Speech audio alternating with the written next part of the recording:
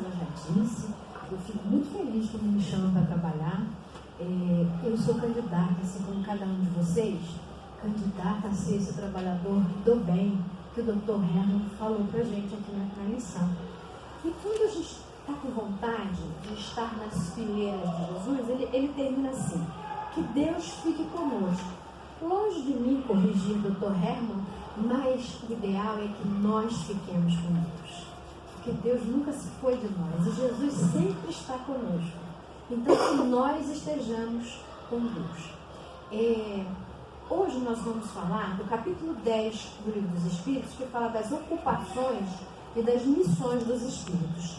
Eu tinha feito um PowerPoint para que a gente não precisasse ler, mas como não é possível, vamos ler, porque o meu PowerPoint somente tem as perguntas mesmo. Então, ele pergunta assim, na pergunta 558, os Espíritos têm outra coisa a fazer a não ser melhorarem-se pessoalmente? E ele nos diz que eles concorrem para a harmonia do universo. O universo, ele é matemático e ele é musical, porque música é matemática. Todo professor sabe disso. E o universo tem uma canção.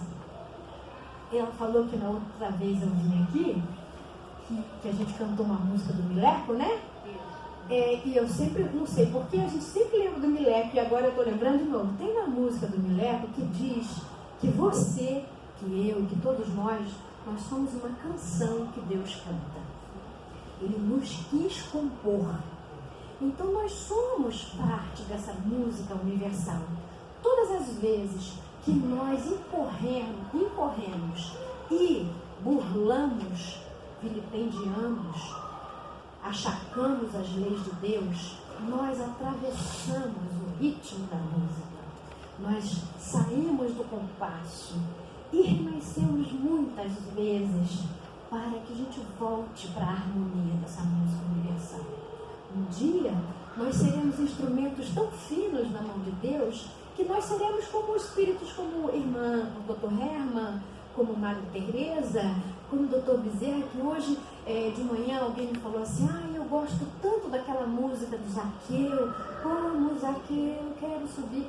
E eu lembrei que a Casa de Emmanuel tem um trabalho que ela faz no dia 25 de dezembro, que é a ceia para os moradores de rua, ali no aterro do Flamengo. E nós levamos os músicos, vários músicos, todo mundo ceia em casa, meio-dia almoça lá com a família, a hora que quer, 3 horas da tarde, 3h30, assim, de músico lá, todo mundo junto violão, e tem aquele imenso, né, cancioneiro espírita. Mas você sabe qual é a música que os moradores de rua querem? Querem ouvir a música do Zaqueu. E hoje alguém falou assim, engraçado, né? Nós soubemos, ela falou assim, eu não sei quem me contou, que Zaqueu é uma das encarnações do Dr. Bezerra. Aí eu falei, é por isso que tem esse magnetismo na música, porque ele é o médico dos pobres, e pobres no sentido amplo da palavra. Ele está assim conosco sempre. Foi aquele espírito que tanto bem fez encarnado, quanto faz desencarnado, que teve a outorga de ir para outro planeta. São espíritos que trabalham incessantemente para a harmonia do universo. E essa é a nossa destinação. É por isso que nós estamos sentados aqui. Quem é que não gostaria de ir para casa? Gostaríamos de uma outra época, mas isso não mais nos apetece. Gostaríamos de fazer milhões de coisas às 6 horas da tarde de uma segunda-feira, depois do trabalho extenuante. Mas nos candidatamos a estar com Jesus. Por isso que a gente faz o sacrifício. É sacrifício? Não. Porque chega um momento que deixa de ser. Que fica natural você fazer. E é assim que nós vamos palmilhando esse caminho de ser um dia perfectivo. De um dia estar efetivamente colaborando e não destoando da harmonia do universo. Ele diz assim, a vida espiritual é uma ocupação contínua, mas nada tem de penosa como na terra, porque não há fadiga do corpo, nem a angústia das necessidades. As necessidades de um espírito de escola, por exemplo, é viver feliz, é te ver feliz, é o incômodo que causa ver o que é a ignorância das leis de Deus causa na criatura. É se deparar com a psicosfera de um planeta como o nosso, carregada de energias deletérias, de fluidos tóxicos que nos adoecem. Essa é, talvez eu não posso nem chamar de angústia, a grande preocupação desses espíritos. Eles não fazem porque se incomodam conosco de uma maneira negativa, como a gente conhece o incômodo. É um incômodo que é uma mola de propulsão para o progresso e para o bem. E quando nós chegarmos ao nível de viver na Terra, nos incomodando desta maneira, teremos a certeza que nós estamos no caminho certo. Vai ser aquele momento em que eles dizem que planeta de regeneração será onde a maioria dos seus habitantes pensam na faixa do bem. Pensam no bem. A maioria, nem todos ainda. Só que a maioria, né? A voz do povo é a voz de Deus. Ainda estamos escolhendo Barrabás. Ainda estamos escolhendo a porta larga. Ainda somos responsáveis pela violência do mundo. Porque tudo acontece no campo mental. Então, quando xingamos, quando praguejamos, quando amaldiçoamos, pelo hábito do homem velho que existe dentro de nós ainda, rugindo muitas vezes, nós estamos colaborando com essa violência. Essa violência que está permeando o espaço e que nos infelicita, que nos angustia, que nos deprime, que nos leva muitas vezes ao remédio, ao desequilíbrio completo e, infelizmente, estamos no setembro amarelo, ao suicídio.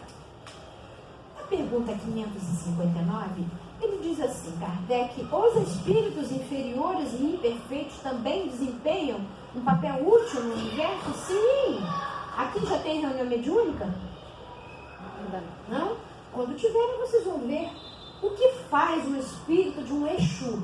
Exu é uma denominação que vem da matriz africana. Mas aqueles espíritos nada mais são do que guardiões. São eles que têm vibração e peso espiritual capaz de suportar a densidade dos umbrais mais profundos. Eles estão ou não estão trabalhando a serviço de Deus? Sim. Então eles são espíritos a serviço de Deus. São espíritos numa escala de superioridade e inferioridade? Estão. São eles que, se o Dr. Bezerra precisa tirar alguém do umbral, não é ele que vai lá. São os espíritos que o ajudam. Então, quando a gente pensa assim, Dr. Bezerra tem uma falange enorme de espíritos, a gente pensa que está todo mundo iluminadinho. Não. E uma verdadeira falange dos mais variados matizes espirituais, das mais diversas categorias espirituais. Eles estão a serviço de Deus. Então eles estão trabalhando. Sabe lá o passado espiritual? Da onde eles saíram? Quais são os comprometimentos? E obtiveram a outorga de trabalhar no bem para poder ir começando a pagar os seus débitos espirituais. No livro Ação e Reação, é Ação e Reação? Ele descreve bem isso, lembra? De quem ficava lá no portão? Então eles estão todos a serviço de Deus. Todos têm deveres a cumprir. Será que o último pedreiro não concorre para construir o edifício tanto quanto o arquiteto? Os espíritos, na próxima pergunta, possuem todos atribuições especiais? Aí ele diz assim, digamos que todos nós devemos habitar em toda parte e adquirir o conhecimento de todas as coisas, presidindo sucessivamente a todas as partes do universo. Porém, como é dito no Eclesiastes, há um tempo para tudo. Assim, este cumpre hoje o seu destino no mundo. Um outro cumpriu ou cumprirá, numa outra época, na terra, na água ou no ar.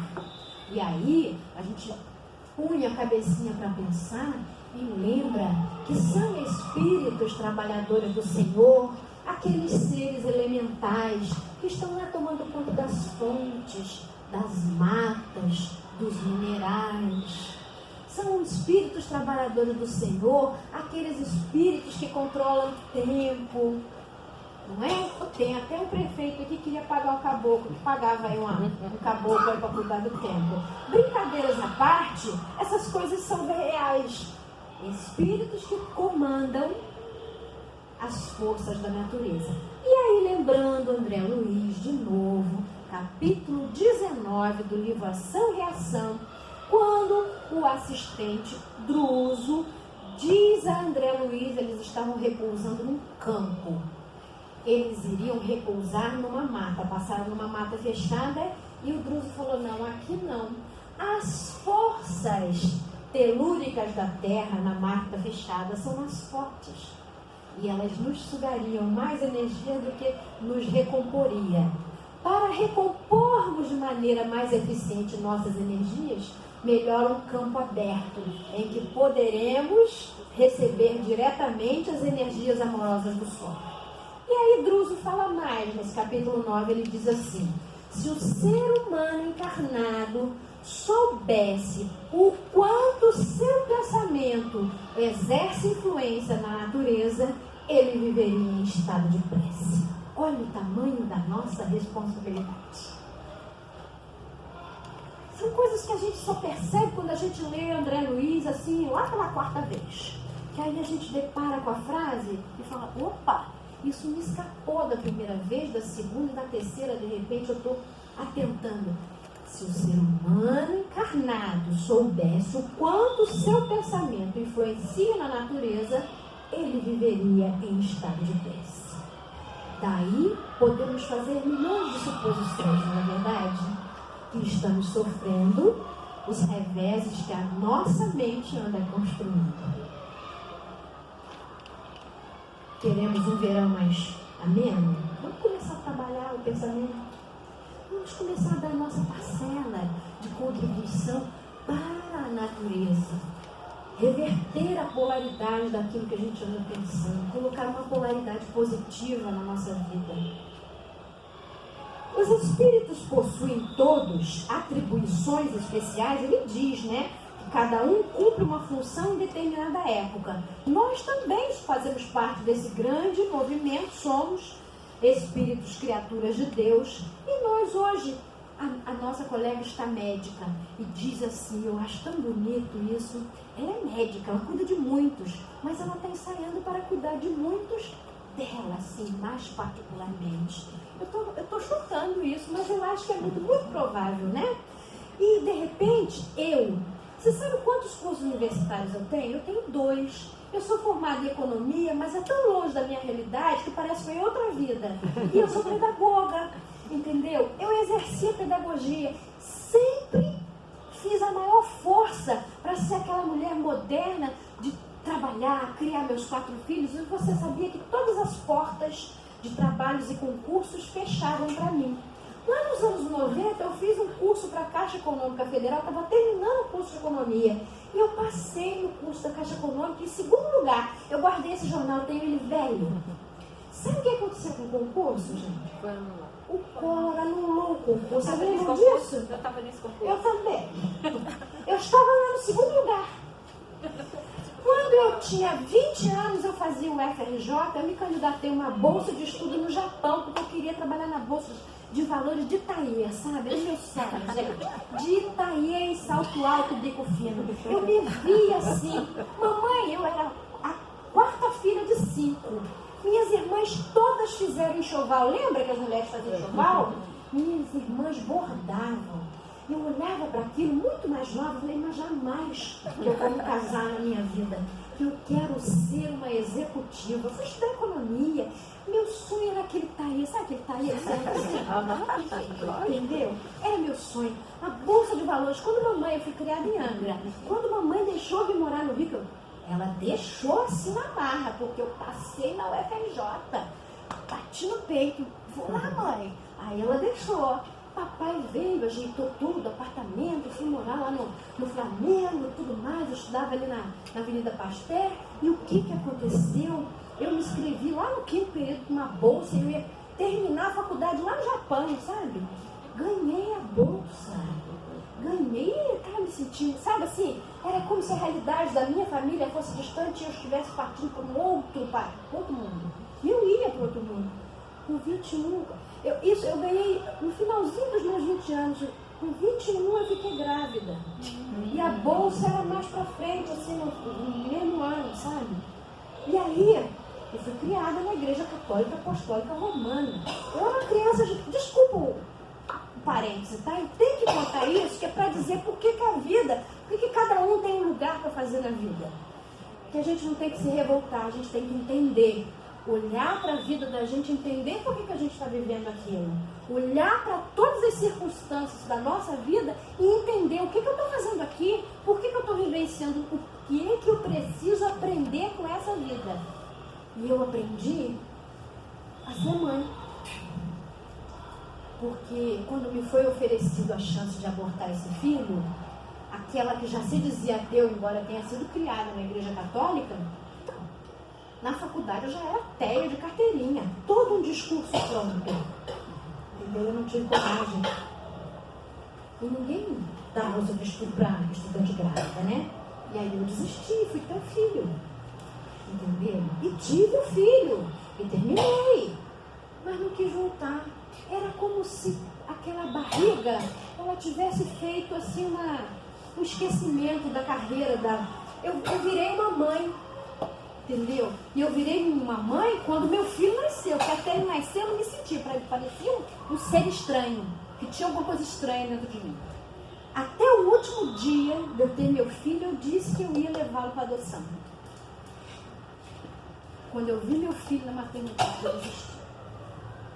Então, a gente tem que dar uma chance para a vida. Nasceu uma mãe e nasceu uma educadora. Tudo que eu disse que eu não ia fazer na vida, eu fiz. Eu tive filho, eu casei. Gente, eu casei.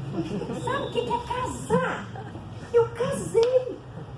Eu vou fazer 26 anos de casado semana que vem e eu até hoje não acredito que eu estou casada. E deu certo. E é um casamento bom. Entendeu? Aí depois vieram outros filhos e eu me percebi sendo mãe. E eu, particularmente, desculpa aí o autoelogio, eu sou uma boa mãe. Tenho todos os defeitos que ele bem sabe quais são, mas faço o possível. Então, a gente precisa entender. Aquele sentimento de inferioridade que eu sentia por ser só mãe e dona de casa, foi se transformando numa admiração. E foi se transformando na minha melhor qualidade. E aí eu fui descobrindo que eu podia levar isso para os outros. As minhas experiências como educadora, como mãe, porque depois vieram outras oportunidades. Mas aí eu descobri que eu vim nessa vida aprender a amar. Entendeu? Eu queria uma boa bolsa de valores. A gente veio aprender a amar. E o que a gente vem fazer aqui, não importa a posição que a gente ocupe, nós viemos aprender a amar. Aprender a amar. Parece uma coisa muito complicada, né? Mas eu também descobri nessas experiências que basta a gente se permitir. Porque às vezes a gente diz assim, eu não vou dar conta, mas é porque você não se permite. Você rejeita. E você deprime. Quando você rejeita as coisas que Deus manda para você, você deprime. Você fica triste. Você se revolta. A gente precisa se permitir viver aquilo que Deus manda para a gente. Se permitir, dar uma chance para Deus. Porque aí depois eu vou descobrir que os filhos enlouquecem, mas também nos amam. E tem toda uma compensação, uma sensação de gratificante que dá um calor no coração. E mesmo que eles façam tudo errado daqui para frente, eu fiz o meu melhor. Então eu falei, opa Deus, deixa eu ser uma grande executiva na próxima, eu já dei conta. Já fiz o que você queria de mim. Já estou fazendo. E aí é engraçado, né? Porque a gente, no início, a gente diz assim, olha, rapidinho, eu vou criar e depois eu vou fazer tudo que eu quero. Mas aí mandam as noras e mandam os netos que vêm de uma forma assim, colateral, sabe? Os netos que não são biológicos, mas vêm. A nora já vem com o pacote. E aí, entendeu? Quando a gente olha para o pacote da nora, a gente se toma de amor e percebe que é um filho espiritual que veio para você. Você olha para a nora e a nora te trata como mãe porque ela te sente mãe e você sente mãe na nora. Aí vem outra nora e você sente a mesma coisa. Eu falei, Jesus, quanto comprometimento que a gente tem na vida, quanto porto que eu larguei filho, porque eu me senti um marinheiro de repente. Sabe aquele marinheiro que vai num porto, larga o filho? De repente a minha vida talvez tenha sido lá na pirataria, sabe? Que a gente era muito irresponsável. Ninguém vai parar em Angra dos Reis à toa. Por que eu estou dizendo isso? Porque ele diz assim: todos nós devemos habitar em toda parte e adquirir o conhecimento de todas as coisas. Nós somos espíritos muito antigos.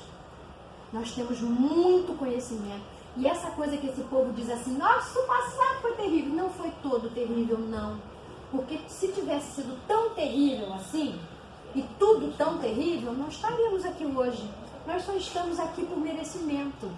Há merecimento. E muito merecimento. E uma família espiritual enorme, desfiando um rosário por você lá do outro lado, para que você dê certo. Para que você cumpra a sua missão. Então, é muito gratificante quando esse véu cai diante dos nossos olhos e a gente percebe que em momento nenhum nós estamos sozinhos. Em momento nenhum, se a gente fraquejar, fracassar, única e exclusivamente da nossa vontade, da nossa responsabilidade, porque amparo não falta. E se a gente sai dessa vida sem dizer assim, eu não pude aprender, eu não quis, eu não quis, não é eu não pude, porque o conhecimento está posto para todos, em todos os lugares. Abençoada internet que leva todo o conhecimento, tem toda a porcaria junto, mas é só uma questão de escolha. Eu tô, né? Senão fala muito. As funções que os espíritos desempenham, 561. As funções que os espíritos desempenham na ordem das coisas são permanentes para cada um e estão nas são permanentes para cada um e estão nas atribuições exclusivas de algumas classes? Eles respondem: todos devem percorrer diferentes graus da escala para se aperfeiçoar.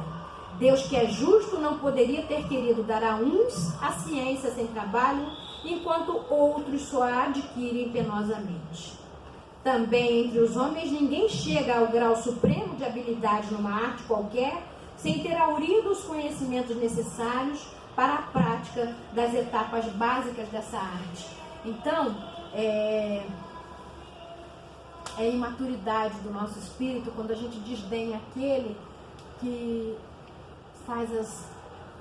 desempenha as funções mais básicas na sociedade. Porque se a gente desdenha, e se a gente também não sabe, muito provavelmente um dia a roda do mundo gira, e gira com vontade. Então, é muita imaturidade se julgar superior ao outro, porque você ocupa uma posição de destaque na sociedade. Esses são os olhos do materialista. Quando você olha pelos olhos do Espírito, você vê, meu Deus, ocuparemos tudo de todas as formas para aprendermos e experienciarmos tudo e de todas as maneiras. Essa é a beleza de Deus, que nos fez iguais, mas nos deu diversidade para termos esse leque, essas nuances da nossa personalidade. Já pensou que bonito quando a gente está na nossa casa, lá que a gente vai para a cozinha, por exemplo, quem gosta de cozinha e percebe assim, eu fiz isso aqui, nem sei como é que eu fiz. Isso é o seu passado que você acessa, entendeu? Então, aquele conhecimento, ele não veio de graça para você, não caiu, você não foi agraciado especial de Deus. Aquilo que você tirou e falou, nem sei como é que eu sei fazer isso, é resultado das suas experiências do passado, que o passado está tão presente em nós e a gente não se dá conta. Nos nossos gostos, nas nossas maneiras peculiares de aprender, de ensinar e de experienciar a vida. Tudo conhecimento adquirido das nossas diversas vidas. Essa é a beleza de Deus, a diversidade. Pensar que todos são iguais e tem que agir de modo igual é fruto de ignorância.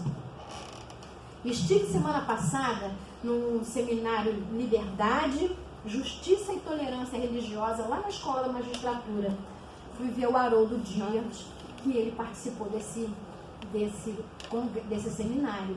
E foi muito bacana e foi libertador ouvir o Haroldo dizer: o fundamentalismo religioso é muito perigoso, porque ele apregoa a igualdade religiosa para todos. E isso sempre infelicitou a humanidade.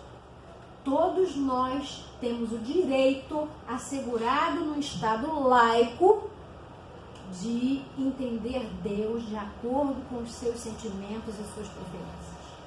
Essa é a diferença do Estado laico para o Estado ateu, que as pessoas estão querendo colocar tudo no mesmo saco, no mesmo balaio. O Estado ateu é aquele que nada acredita e incita seus cidadãos a nada acreditar. O Estado laico é aquele que garante o direito de você crer do jeito que você bem entenda, ou não crer.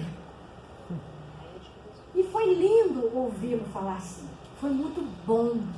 E é a mesma coisa diante da vida. Essa diversidade de caracteres das pessoas é linda. E a gente precisa se permitir se contagiar, se envolver, se misturar. Porque quando estávamos lendo o Evangelho ontem, antes de dormir,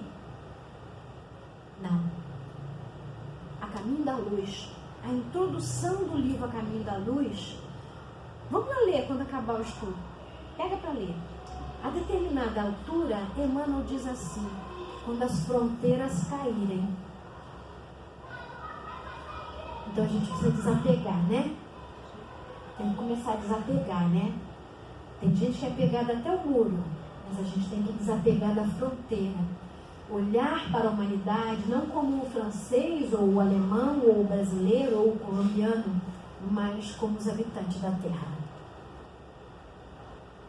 E a gente tem que começar a pensar assim, desapegar das fronteiras, tirar essas cerquinhas que nós colocamos, porque daqui a 50, 80 anos, é assim que o mundo vai estar. Por que tanto barulho? Porque o fulano entrou no país do outro. Tudo isso aqui é a Terra. E a gente precisa pensar assim. Começar a vislumbrar as coisas dessa maneira. Tirar as fronteiras. Não é utopia, não. É uma coisa que vai acontecer independente da nossa vontade e do nosso apelo. Seremos assim, cidadãos da Terra. Cidadãos do planeta Terra. Sem rótulos, sem pátrias, sem distinção de raças e de credos. Seremos cidadãos da Terra. E a gente tem que começar a pensar assim. Que o meu irmão que está lá na Polinésia Francesa, que está lá na Síria, é meu irmão, e a violência que está acontecendo com ele é da minha responsabilidade. Se eu vou dormir de noite e eu só rezo pela minha família, quiçá pelo meu vizinho que me perturbe, eu peço a Deus: Senhor, cala a boca dele, né? Ainda comer cacófago, né? Se eu começar a pensar, se eu só rezar pelo meu vizinho, eu não estou entendendo Jesus. Eu ainda não compreendi Jesus. Eu ainda não criei intimidade com Jesus para dizer eu confio em Jesus. Porque a gente só confia em quem tem intimidade. E nós precisamos criar essa intimidade com Jesus. Quando a gente cria essa intimidade, de lá no Evangelho dele, ler, até perceber as nuances daquilo que ele realmente queria que nós entendêssemos, nós vamos compreender que somos realmente todos filhos de Deus, do mesmo Pai, somos iguais diante dele, mas diferentes entre si, que eu preciso respeitar as diferenças. Que eu preciso respeitar. Que eu preciso honrar as diferenças. Na pergunta 562, os espíritos da ordem mais elevada, mais nada tendo que adquirir, encontram-se num repouso absoluto tocando lira, ou também têm suas ocupações? Que queria que fizessem durante a eternidade? Eles respondem: a ociosidade eterna seria um suplício eterno. Eu também acho, gente, quando eu não tenho o que fazer, eu fico angustiada. Imagina um espírito de escola, um espírito elevado, tocar lira na nuvem. Chato, né? As ocupações dos espíritos são incessantes? Incessantes, sim, se entendemos que o pensamento deles está sempre ativo. Opa! Pensamento, segundo André Luiz, é energia criadora. Então, os espíritos de alta envergadura criam. Assim como nós estamos criando formas de pensamentos que nos infelicitam. Eles criam coisas boas, nós é que ainda não aprendemos. Quando a gente diz assim, mas tudo que eu penso dá errado. Eu já desconstruí o que eu quero que dê certo, porque eu já coloquei um não. É o meu pensamento que constrói. Então eu tenho que construir positivamente. E incessante sim, se entendemos que o pensamento deles está sempre ativo, visto que vivem pelo pensamento. Porém, é importante não comparar as ocupações dos espíritos com as ocupações materiais dos homens. Essa mesma atividade constitui um prazer, pela consciência que tem de ser úteis. Então, essa produtividade é diferente da produtividade do materialismo. Entendeu? Das necessidades da matéria. É a produtividade do amor que o pensamento deles emana. Entendeu? Meu pai cria sempre. Sempre trabalha. Eu também. Tem um desdobramento. Isso se concebe com relação aos bons espíritos. Mas acontecerá o mesmo com os espíritos inferiores? Os espíritos inferiores têm ocupações apropriadas à sua natureza. Ora, nós somos espíritos inferiores. A gente não se ocupa encarnado, desencarnado também. Eles têm as ocupações deles inerentes ao grau de adiantamento moral deles. Confiais ao trabalhador braçal e ao ignorante os trabalhos do homem de inteligência? Não. O pedreiro e o arquiteto trabalham na mesma obra, mas cada um no seu quadrado. Não é verdade? Dentre os espíritos, haverá os que são ociosos ou que não se ocupam com coisa alguma de útil? Sim. Esse estado, porém, é temporário e subordinado ao desenvolvimento de sua inteligência. Há espíritos que simplesmente eles querem, mas eles não conseguem, a gente sabe que não é possível retrogradar. Mas há espíritos que eles desistiram. E eles, por exemplo, eles se grudam. Certa vez, numa reunião mediúnica lá no trabalho de Mangaratiba, no Centro Espírita Amor e Verdade, que a gente trabalha lá uma vez por mês, no trabalho que é realizar trabalho de cura. Mas tem uma salinha de atendimento espiritual às pessoas que vão lá, né? Então, as pessoas vão se tratar lá com o médico espiritual e tem um grupo que fica trabalhando mediunicamente com o nome daquelas pessoas. E uma certa vez nós atendemos, foi um atendimento que foi feito, precisou de um médium de desdobramento, ele foi tirar um espírito que ele estava grudado numa rocha. Ele se metamorfoseou na rocha. Quem olhava para ele, os médios videntes viram, ele era parte da rocha. E uma rocha que ficava numa fazenda de uma pessoa que foi lá se tratar. Todas as pessoas que passavam naquela fazenda, naquele determinado lugar onde tinha aquelas pedras, elas se sentiam mal. E o espírito, ele não queria sair de lá. Mas não era por vingança, não tinha processo. Ele simplesmente disse, eu desisti e resolvi ficar aqui. Isso existe. É uma cristalização mental. Ele se metamorfoseou, né? Usou uma propriedade do perispírito, modificou seu perispírito em formato de pedra, se aderiu a uma pedra e lá ficou. Sabe lá quanto tempo? Não sei. Eu sei que a gente demorou umas 3 reuniões mediúnicas para colocar aquele espírito numa condição de falar. Porque ele se sentiu uma pedra. Então, a gente tem que tomar muito cuidado com as construções mentais que a gente pratica. Porque a gente leva isso. Eu não consigo, eu não posso, eu não sou. E nós vamos levando essa cristalização para o outro lado. Não é diferente, a gente não se modifica. Assim, a natureza não dá salto. Então precisamos ter juízo com aquilo que a gente afirma. Sim, esse estado é temporário, porém é temporário e subordinado ao desenvolvimento da sua inteligência. Certamente há, como há entre os homens, os que só vivem para si mesmos. Mas esta ociosidade lhes pesa. E cedo ou tarde, o desejo de progredir os fará experimentar a necessidade da atividade e ficarão felizes por poderem tornar-se úteis. Falamos dos espíritos que chegaram ao ponto de ter a consciência de si mesmo e do seu livre-arbítrio, já que em sua origem são como crianças que acabam de nascer e que agem mais por instinto do que por vontade determinada. Ele está falando daqueles espíritos que a gente chama de elementais. Já são espíritos criados a imagem e semelhança de Deus, mas ainda não tem livre-arbítrio. Entendeu? São conduzidos por espíritos que são encarregados de conduzi-los, entendeu? Como crianças mesmo. Na 565, os espíritos examinam nossos trabalhos de arte, lógico, e se interessam por eles, examinam o que pode demonstrar a elevação dos espíritos e seu progresso. Aquilo que é chulo, porque a arte precisa elevar o homem. A arte precisa levar o homem ao que é bom, ao que é útil e ao que é belo. Aquilo que não está dentro dessas três categorias, os espíritos descobrem e se tomam. Nem dão conhecimento, nem se dão conta, não dão atenção. Quem dá atenção são espíritos que estão numa categoria mais inferior, que gostam daquelas coisas que são mais chulas, mais violentas, entendeu?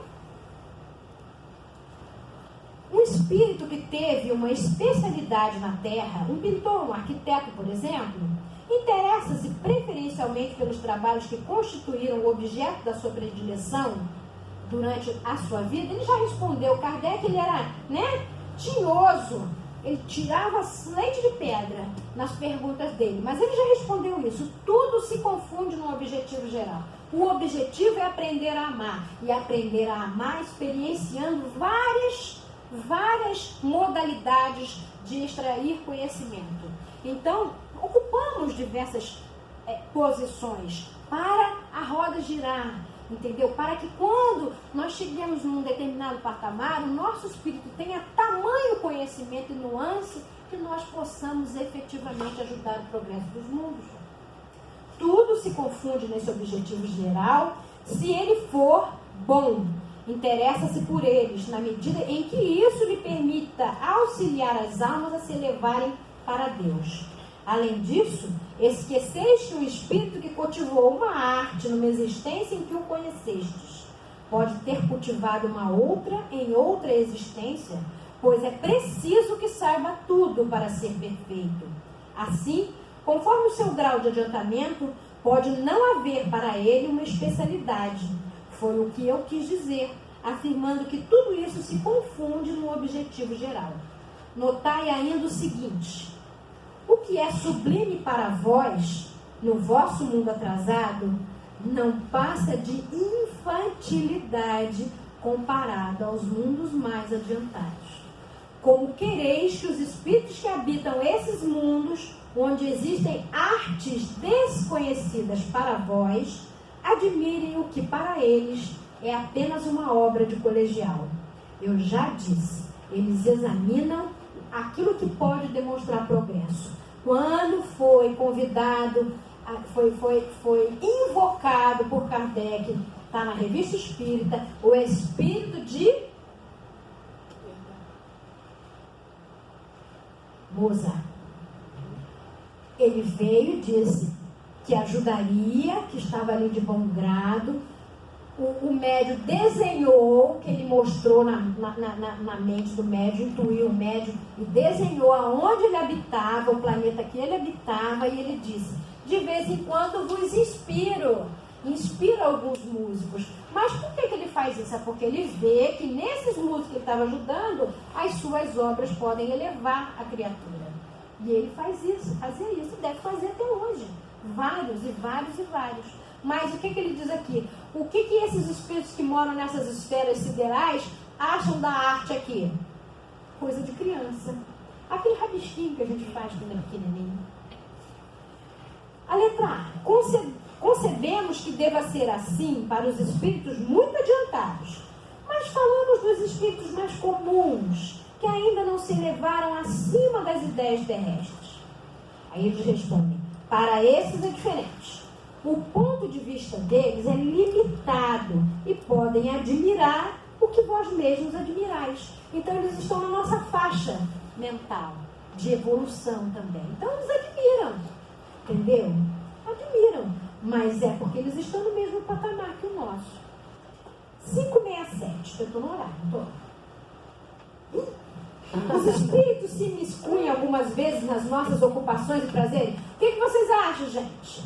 Entendeu? Que aqueles filmes horrorosos de terror, pega, mata, explode, é o quê? É inspirado por quem? A gente atrai o quê?